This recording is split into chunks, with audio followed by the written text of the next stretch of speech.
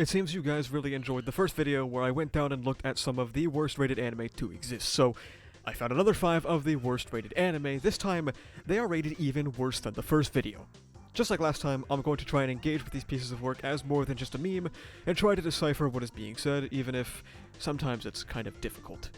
Let's dive into bad dubs, toilet jokes, Super Saiyan surgeons, meeting anime characters, and more Keiichi Tanaami. Forest Fairy 5 is our first anime with 13 10-minute episodes that, I'll be completely honest, I could not stomach watching this because this is clearly an extremely uninteresting, boring kids show. I did watch the first 3. I applied the 3-episode rule here, and trying to pirate or obtain this show was kind of a pain in the ass, and streaming sites all buffered for perpetuity. My only option was Crunchyroll, so against my better judgments, I got a free trial. That predatory one where they hope you forget to cancel before the 7 days. Oh, god damn it, they got me. You are thrown into what seems like VR chat, but it's not. I really have no other explanation of what this world is. It looks like we're flying through 2004 World of Warcraft. The opening has such an intense level of brightness that it gave me an IRL headache and eyeball damage. The premise of the anime is... fuck, I don't know, man. The world where you get to meet anime characters. Or sorry, anime chans. Japan is now known as the Anime Kingdom. There are fairies. We meet all the fairies and their quirky personalities, which is where it further cements its VR chat-like production, because all of them are talking through headset mics. マイブーム、イラストを描くことと愛犬と遊ぶことかな。 None of the fairies are particularly that impressive, besides the third. I was a big fan of her, especially when she spontaneously combusts like she's standing on the White House lawn. It's a pretty basic kids show about the customs of different Japanese cities, the religious cultures of events like New Year's, stuff like that. It talks a suspicious amount about getting fat because, you know, like I said, it's about Japanese customs, so we really gotta drill into these kids early the body dysmorphia. The anime has bad visuals, bad audio, and an overarching plot that is ignored every episode to watch Mushroom Kids, which was preferable to whatever else was going on. It's whatever. Dark Cat is our second entry in this video. A 50-minute OVA in the first 30 seconds are genuinely flabbergasting because this girl just gets deleted and the sound cuts out. Just watch it. The movie features cats, evidently, but they aren't just cats, they're men that can turn into cats for some reason. They have special powers that they use to defeat evil spirits, things that exist in all humans, and other evil spirits want to fan the flames of human suffering to create more, which we learn from this evil green guy who calls other people green. It's a movie about spirits and love triangles. To be honest, I don't really know what this movie is trying to say. Don't get blackpilled and become an incel. Some people want to take advantage of your anger. That's fine, I guess.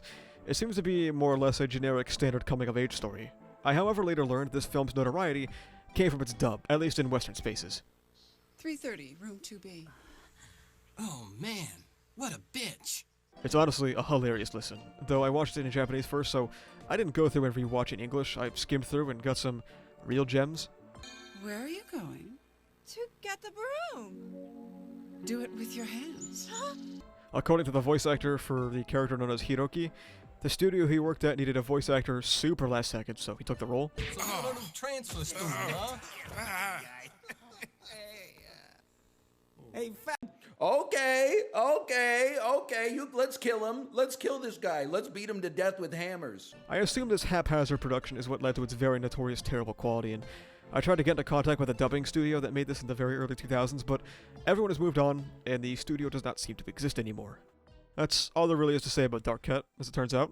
Huh? Let's get after her! Ladyspo, or Lady Sports, is our middle-of-the-pack series because it's really got nothing going on. It's probably the most boring and uninspired one on here. In the first video, we had a lot of anime that would be considered stretches to call anime. Well, this one might be the furthest because it doesn't move, like, ever. It's a slideshow about girls playing sports. Taking a sports anime and making it a slideshow was an interesting choice, and our intro to the series is literal toilet humor, as in, like, they have to use the bathroom, and some of them even get sent out to play mid-shit, like, literally from the toilet, pants still down. I can't tell if this is just trying to be silly, or if it's, like, thinly veiled fetish content. One of the girls can't play because it's that time of the month, you know. What the fuck even is this, man? I try really, really hard to look into what these pieces of art are about, but to be honest, this is the worst anime I've watched so far. There's nothing to say about it. The art is mediocre, there's no movement to speak of, the characters are boring, the plot is uninteresting. The studio Brio Animator has done nothing besides this in terms of original works, but these days they help on things like Blue Lock. Ladyspo was directed, scripted, and composed by studio owner Kimura Hiroshi, who seems to be very passionate about sports and sports anime. Not everything we make is a banger, I fear. It seems he uses Brio animation as a medium to express his passion for sports and sports anime, and he's been around for a while for things like Blue Lock, Sword Art, Fate, and even Naruto back in the day as an episode director for all of these. When he's not directing episodes, you can find him living life, playing games of tennis against people on his YouTube channel, and getting 10 views. I hope he's having fun. I considered reaching out, but he doesn't seem to speak English, and my Japanese isn't good enough to hold a prolonged conversation, so I decided to just leave him alone. Soju Senshi Psychic Wars, a 53-minute movie. The only sources I could find for this were Spanish dub YouTube videos, until I found a library that uploaded it like I just went back in time to watch Naruto on YouTube in 2007. In this film, a surgeon is doing surgery, as one does, and he receives psychic powers to protect the Earth. It has extremely odd editing coupled with low-quality dub that makes this a very funny watch. There is a cancer growing within me. It will be unlike any you have encountered before. You must remove it. This is maybe a minor nitpick, but the dub leaves all of the lip and tongue smacking of the voice actors, and it drove me crazy while watching it. It's like a dog shit YouTube video. Anyway, there's about 20 minutes of this movie where nothing happens. Now the characters had, well, any character. I did not retain a single name from this movie. When it does things, it's the embodiment of... As we rapidly cut between conversations, scenes, and even jump around the country in seconds. There's a romance going on. I don't know why or what it means, until she's the big bad, wanting our protagonist to pay for wiping out a race of blue guys. There's an entire fight where the protag punches his blue guy in the balls, and then rips his heart out. I kinda clocked out at this point. Honestly, the movie should have ended with the boss giving him a call and asking if he's still coming into work tomorrow, after committing genocide and killing his girlfriend. For realism. If this movie's trying to say something, I couldn't tell you. Death is sad, genocide is bad, surgeons have superpowers. These things are true, I would say. It's really not the worst put together thing I've ever seen. Obviously, the animation isn't great, the dub is bad, the pacing is horrid, but the character art is fine, the backgrounds are fine, and it more or less all fits together as a coherent piece. Visually, not narratively.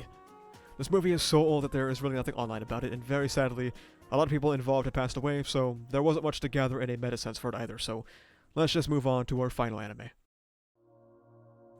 Here we have Fetish Doll, a quick film made by the same guy who made Red Colored Bridge from the first video. Released in 2003, Keiichi was someone truly dedicated to art. World War II and his own near-death experience would drive him to a seeming obsession with death in his work, like the frequent depictions of bridges as a method of crossing over into the afterlife that was so apparent in, Red Colored Bridge, or war imagery from his time growing up in the horrors of World War II, or overt sexual stuff from American film and exploitation. Keiichi spent 50 long years chasing after getting his work out there, and unfortunately, he's no longer with us, but I personally find his story to be really fascinating and inspiring. He wanted to communicate his life, his experiences, his likes, his dislikes, what mattered to him, and more. Quote, "Why does the impulse to paint arise? I cannot easily explain what the catalyst or motivation is for painting, and no matter how much I think about it, I cannot find a precise answer. The only thing I'm certain of is the impact of my childhood experiences. The subjects that are of interest to me, that indescribable sense of touch when layering coats of paint. The process of incorporating inspiration from movies into a painting are the same for me to this day. My approach to painting hasn't changed at all since my childhood days." End quote. Fetish Doll is no less bizarre than Red Colored Bridge. However, I could unfortunately show even less of this movie, which I can assume is of no surprise or secret given the name of it. It's an extremely sexual movie, and something Keiichi fixated on is human sexuality and touch. There's an interesting interpretation here, as the movie, rather than showing overt sexual organs or acts of sex, uses non-sexual body parts to give off very strong euphemisms. A lot of acts is being done by non-sexual body parts as if to show off that sex is a lot more than just organs. To show it off as a fundamental human experience, and how it's impacted by so many gestures. How you can hear people's desires, wants, and dislikes through sexual encounters. There's also a lot of random images and random things in the background, like clouds turning phallic, which I interpreted as like a comment about the sexualization of everything, or what we now scientifically call today gooning. There are also some depictions that look a lot more violent, which I can only imagine references the sexual violence Keiichi might have heard about or even seen during the war. Those are another 5 of the worst rated anime of all time, and just like last time, there are things to appreciate in all of them. Forest Fairy 5 was an interesting production that I was at least curious about. Dark Cat had an absolutely hilarious dub leading me to enjoy it for all the wrong reasons. Ladyspo led me down an interesting path to seeing a man's passion for sports and sports anime. Psychic Wars. And Fetish Doll is another interesting look into Keiichi Tanaami's life, who unfortunately, or fortunately for me I guess, is spread all throughout the worst rated anime lists. If you like this video and want me to go even deeper into the 5 worst anime, let me know in the comments below. Thank you so much for watching. If you like this video, make sure you subscribe for more. You can also check the description down below to become a member, which gives you benefits like early videos, membership badges, and cool custom emotes. You can join the Discord where we talk about Re:Zero, Kagurabachi, Jujutsu Kaisen, and all kind of stuff. Additionally, you can go to the channel store and pick up some awesome stickers made by our channel artist, so you can carry the power of Graphia with you on your water bottle. That's about it though. Thank you for watching. See ya.